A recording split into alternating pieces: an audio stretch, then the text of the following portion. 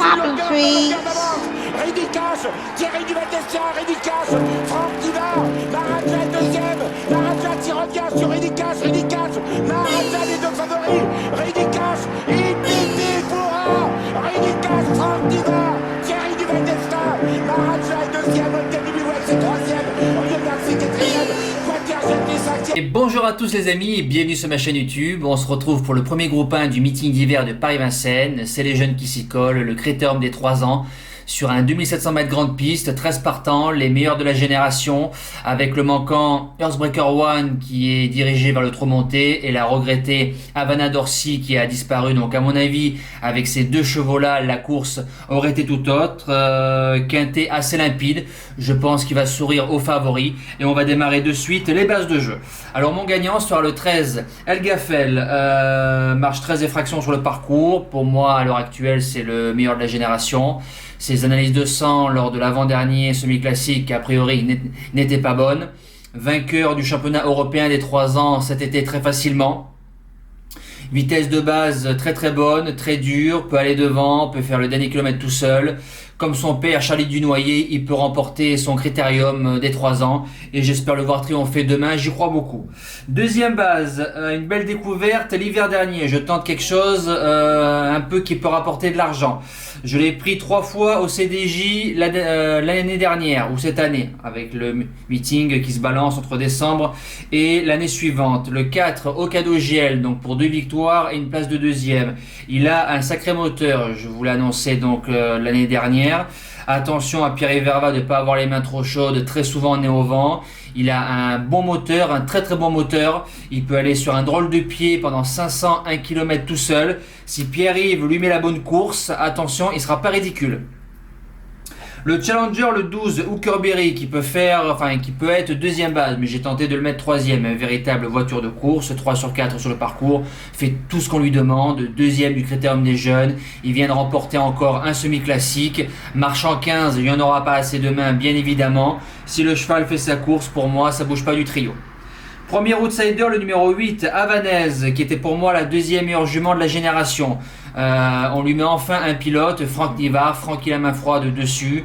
Une jument qui a toujours eu des parcours très durs, en ne lâchant jamais le morceau. À mon avis, plus d'une jument avec déjà le début de sa carrière serait déjà cuite rincée. Voilà, maintenant Nivard va lui mettre la bonne course. Elle a 500 mètres, 600 mètres très dur. Pour moi, ça ne doit pas bouger du quintet. Deuxième outsider, le 10, Onek, qui a tombé El Gaffel lors de leur dernière course ensemble. A priori, El Gaffel un petit peu faible ou un petit peu amoindri. Il a trouvé enfin un pilote sur le dos, c'est Yoann Le Bourgeois qui est dessus, 2100, 2007, fait tout ce qu'on lui demande. Il ne doit pas sortir du quintet demain. En 6ème place, j'ai mis le 9, Anna Demol, elle aussi, vraie voiture de course qui fait partie des meilleures pouliches de la génération. Ne déçoit pratiquement jamais. Elle a couru 13 fois, 11 fois dans les 3, dont 2 distancements. Il vient de faire deuxième d'Hirondelle Cibé. Première, deuxième sur le parcours. Elle a sa chance pour les belles places. En 7ème place, le numéro 6, Elboy d'Aleza, qui vient de nous faire une ligne droite de toute beauté. Plus ça barde, mieux ce sera pour lui. Mathieu Mottier qui est dessus, c'est la forme pour lui en ce moment et puis depuis de nombreux mois.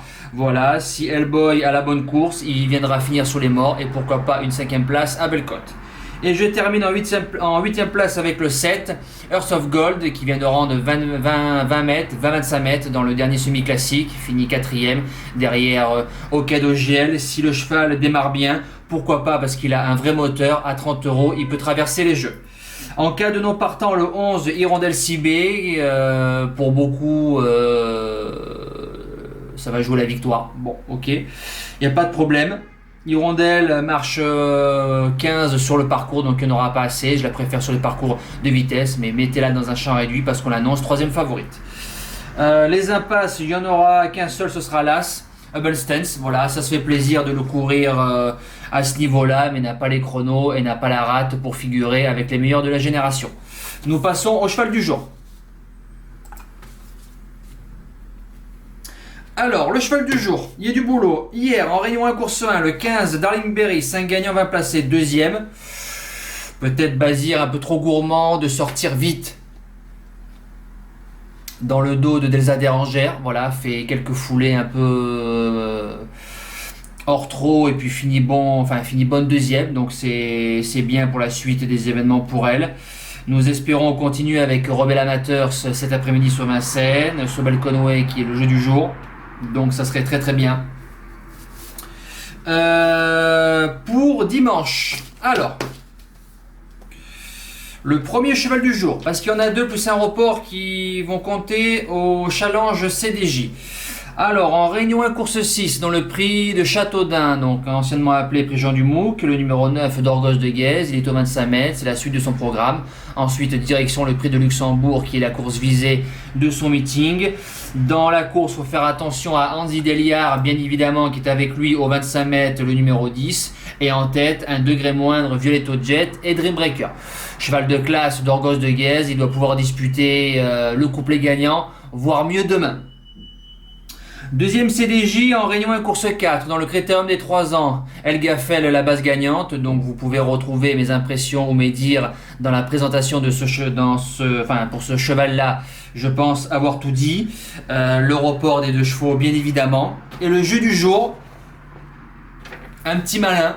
Bien évidemment qu'on retrouve au plafond des gains en Réunion 1 course 8, le numéro 13 Fascinoso de Loup qui nous a planté le premier jour du mois de décembre. C'est le plus riche de la course, c'est du trop monté. Je pense qu'il est à reprendre en confiance dans ce lot-là en espérant que ça passe.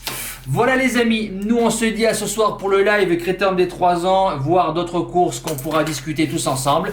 Et sinon on se dit à demain pour la vidéo de lundi. Merci à tous, un bon week-end, de bons gains les amis, ciao. Tell me pretty lies, look me in the face. Tell me that you love